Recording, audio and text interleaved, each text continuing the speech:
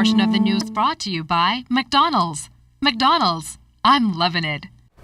Continuing with the Bahamas tonight, the Free National Movement's deputy dropping a bomb today while appearing on the ZNS radio talk show Daryl Miller Live. Our Cleopatra Murphy has more from the deputy and her leader, who addressed rumors of tension between the two on the way forward. Free National Movement Deputy Leader Loretta Butler Turner today revealed for the first time that party leader Dr. Hubert Minnis did not want her as his deputy and, according to her, told her point blank that he was backing her opponent, former Education Minister Desmond Bannister. Definitely a preference, which is what anybody's entitled to, but to have said it to me, I didn't think it was fair to me. But, you know, be that as it may, that's what his preference was, and that's what he shared with me. Both leaders say they are committed to a common goal of winning the 2017 general elections.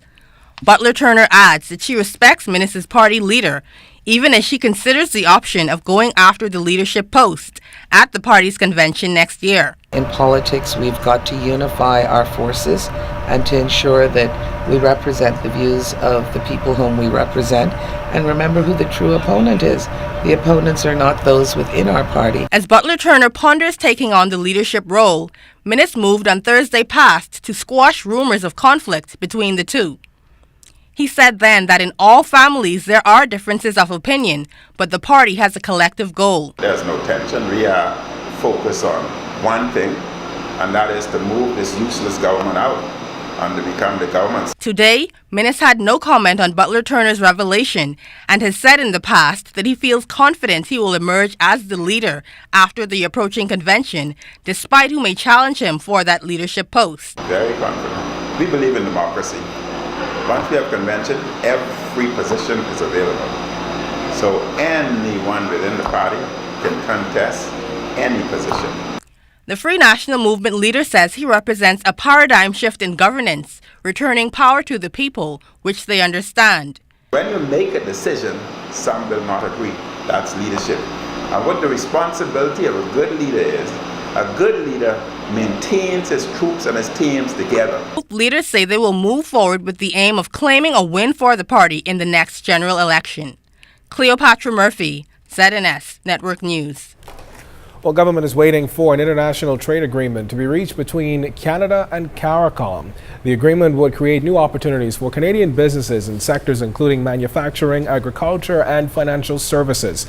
And speaking of the latter, Financial Services Minister Ryan Pinder says while negotiations are ongoing with CARICOM, the trading relationship that already exists between the Bahamas and Canada has not been negatively impacted. We had a working group a few weeks ago in which we're looking at options for those countries who do not have an objection to the agreement in principle that's on the table to be able to go and advance that position and sign an agreement, while those who still remain with objections to the agreement can continue to try to work through those agreements. CARICOM and Canada have been in negotiations for some time now to revise the deal referred to as CARICAM.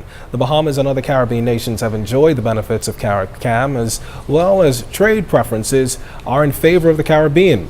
But the said agreement has been effectively outlawed by the World Trade Organization, which is pressing for its elimination. We've had no change in our trade relationship with Canada, but certainly we want to get this finalized, and we support CARICOM making a decision to allow those countries who have no objection to the trade agreement to go ahead and proceed with it.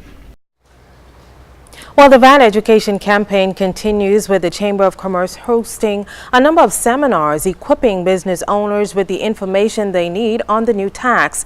Chamber CEO Edison Sumner says there's a lot of information to get out in a short period of time.